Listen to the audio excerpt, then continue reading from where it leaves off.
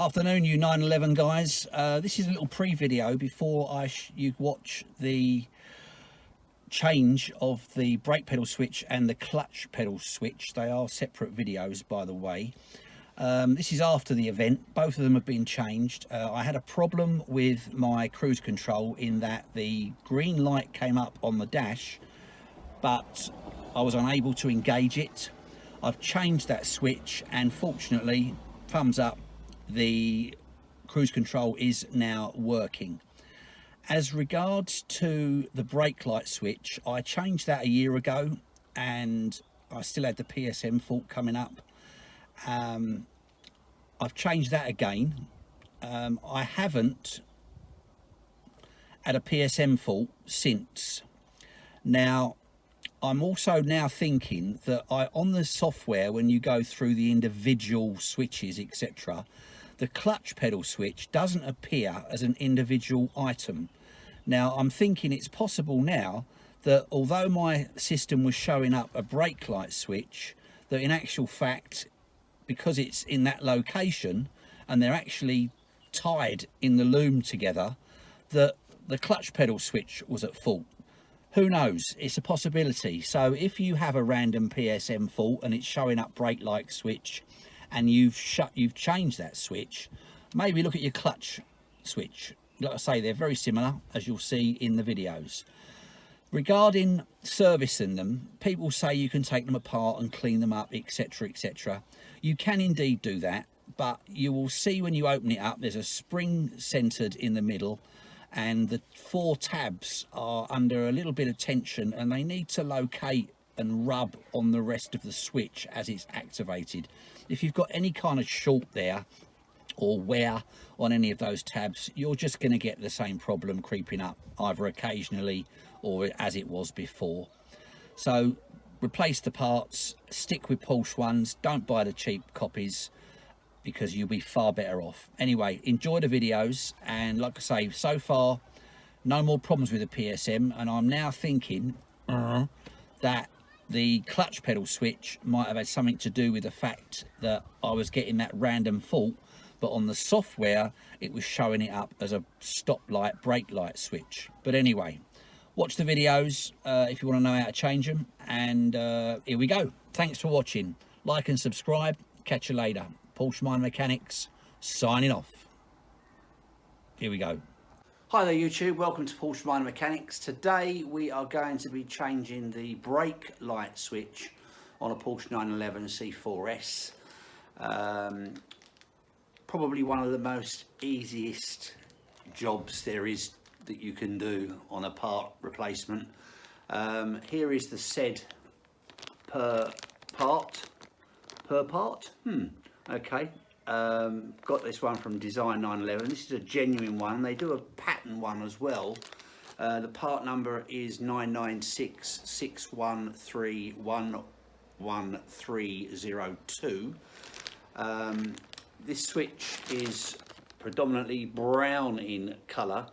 There will be another video changing the clutch switch, which is pretty much identical to this one, other than the bottom of it is red, but that will be in another video.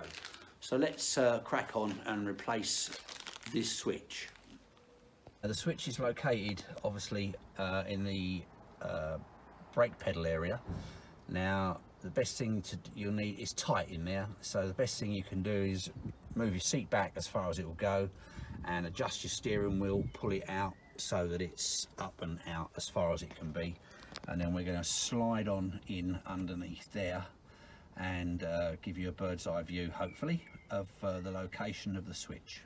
Okay, we're in the footwell and you won't believe the position I'm in, but nevertheless there's the switch situated. It literally just turns into that housing, which I'm going to remove now.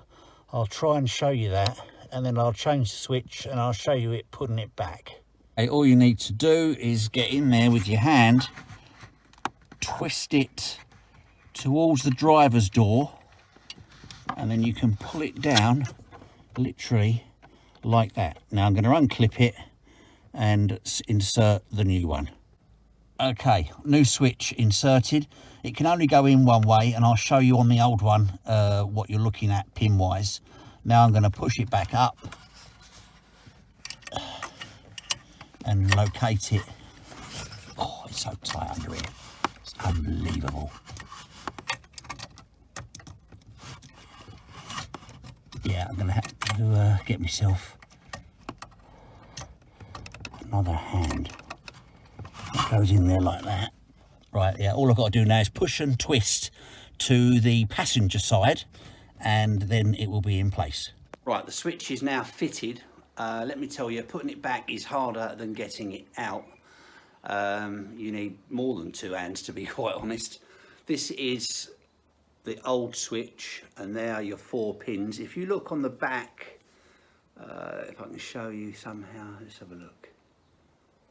There's like a T in the center. That depicts the way it goes back into the wiring harness, so you can't get it round the wrong way. My one's quite compressed.